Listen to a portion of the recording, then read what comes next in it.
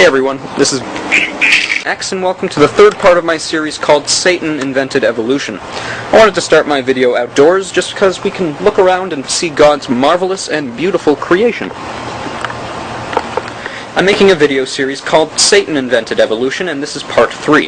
If you haven't seen the first 2 parts, go back, check it out, and return right here. We talked about how the Big Bang Theory is a big dud, and how stellar planetary evolution is impossible. This planet could not have formed by random chance. Now we're going to talk about abiogenesis, which is the idea that life can form from non-living material, which has been proven wrong for over 200 years. We're also then going to talk about microevolution and macroevolution. Abiogenesis is the idea that life can form from non-living material, which is also called spontaneous generation, which was proven wrong over 200 years ago. The smallest living cell on Earth has a DNA string of some 1 million pairs of DNA, and it has 600 genes. If we cut this number and just took a quarter of that, we would have a string of some 250,000 base pairs of DNA. That is still a hefty number. The chances of such an arrangement of DNA arising by sheer chance are 4 to the 250,000th power, and that's generous. The number of atoms in the entire universe is said to be about 4 to the 250th power. I would therefore call 4 to the 250,000th power an almost infinitely impossible chance. Note that the supposition advanced that perhaps it was RNA that produced the first life has the exact same problem. The problem, though, is even worse than that. Not only do you need 2 strings of DNA perfectly matched to have life, but you also need a cell so that the DNA code can get the material to sustain that life. It is therefore a chicken and egg problem. You cannot have life without DNA or RNA if you want to be generous, but one also has to have the cell itself to provide the nutrients for the sustenance of the first life. Add to this problem that for the first life to have been the progenitor of all life on Earth, it necessarily needs to have been pretty much the same as all life now on Earth, otherwise it could not have been the source of all life we now know. What this means is this: the first life forms on Earth had to require oxygen in order for them to be the ancestors of oxygen-requiring life. That's common sense. Now, I'm a fairly simple guy. I'm sure I like science, but it comes to a point where you have to make a decision. Either life formed by chance, or it didn't. Mankind has created some pretty incredible things in their time. We look at some cars, or an airplane, or even your computer screen. Pretty incredible. But we still cannot create life. That in itself, though a very simple analogy, should point you in a rather profound direction. Have you ever heard of Miller's experiment, done in the late 1950s, I believe? It's been repeated a few times, no doubt, but basically his is the most popular, and I'm sure some of you have heard of it. What Miller did was this. He tried to create the 20 essential left-handed amino acids that are required to create life. However, what he ended up doing was creating about 10. You'd think that's impressive, but they weren't all left-handed. They were amino acids, but right-handed amino acids are actually lethal to life.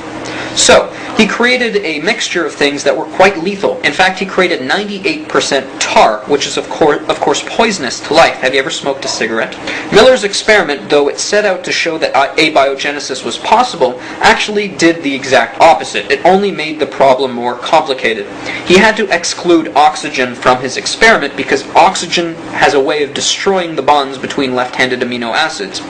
Also, the idea of abiogenesis and the primordial soup where all life was supposedly came from, well, water has a way, liquid has a way of also ruining the bonds between left-handed amino acids. So the Miller experiments have actually provided compelling evidence for exactly the opposite conclusion. This set of experiments, more than any other carried out by modern science, has done much more to show that abiogenesis is not possible on Earth than it has to indicate how it is possible. Pretty incredible. And even if they did create life in the lab, the only thing that would prove is it takes intelligent life to create life. The complexity of living systems could never evolve by chance. They had to be designed and created.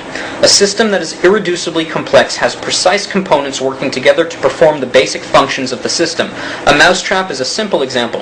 If any part of that system were missing, the system would cease to function and die, in case of living animals. Gradual additions could not account for the origin of such a system. It would have to come together fully formed and integrated. Many living systems exhibit this: vision, blood clotting, etc. When you look at a watch, you assume there was a watchmaker. A watch is too complex to happen by chance, yet such living systems are almost infinitely more complex than a watch. They could not be random, they simply had to be designed and created. Evolution flies directly in the face of entropy, the second law of thermodynamics. Your car is not going to get more complex over time, it's going to fall apart. This law in physics states that all systems, whether open or closed, have a tendency towards disorder. Adding energy does not help. Adding energy to the roof of your house does not build your roof, in fact it just ruins it. Yet evolution is a building up process, so they say, suggesting that things tend to get more complex and more advanced over time. This is directly opposed to the law of entropy. Evolutionists admit that the chances of evolutionary progress are extremely low, or at very least unobserved. Yet, they believe that given enough time, the apparently impossible becomes possible. If I flip a coin, I have a 50-50 chance of getting heads. To get heads 5 times in a row is unlikely, but possible. If I flipped the coin long enough, I would eventually get 5 in a row. If I flipped it for years non-stop, I might even get 50 or 100 in a row. But this is only because getting heads is inherently possible. However, the chances of me flipping the coin and seeing it sprout arms and legs or go sit in a corner and read a magazine are very, very impossible. So, giving billions of years to the impossible does not make it possible. Great periods of time makes the possible likely, but never make the impossible possible. No matter how long it's given, non-life will not become alive. So, even if nothing exploded and created everything, even if from that nothingness came all the higher elements, and even if the planet formed by itself in its amazing complexity, you'd still have the problem of abiogenesis, life forming from non-living material.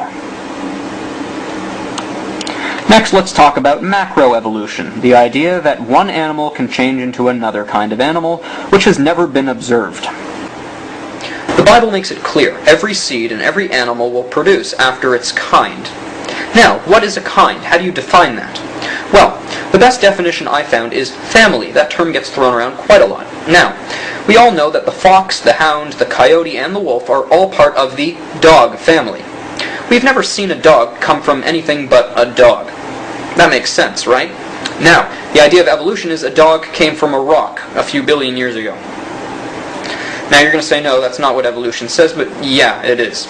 You see, it rained on the rocks for billions of years, and from the rocks came this primordial soup, and from that soup evolved everything we see today.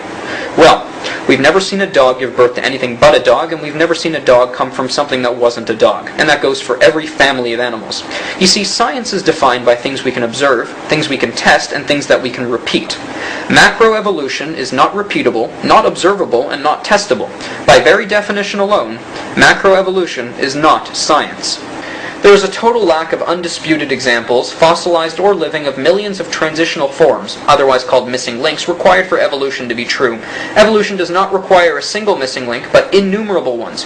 We should be surrounded by a zoo of transitional forms that cannot be categorized into one particular life form. That has to be a transition between them. But we don't see this. There are different kinds of dogs, but all are clearly dogs. The fossils show different sizes of horses, but they're all clearly horses. None of this is on the verge of being some other life form. The fossil record shows complex fossilized life forms suddenly appearing as if spontaneously created by an intelligent creator. There are huge gaps between fossilized kinds. Darwin even acknowledged that if his theory were true, it would require millions of transitional forms. He believed they would be found in the fossil records, but not one has been. The fact is, many supposed ape men are very clearly apes. Evolutionists now admit that other so-called ape men would be able to have children with modern humans, which makes them the same species as humans. The main species said to bridge the gap, Homo habilis, is thought to be by many the missing link between apes and humans. However, there's never been one found, and there should be millions of them. The body hair and the blank expressions of subhumans in these models certainly are just assumptions of the artists who render them. Virtually nothing can be determined about hair and the look of someone's eyes based on a few old bones. The evolutionary hypothesis needs to find examples of developing organs, those that are increasing in complexity, which of course never have been observed.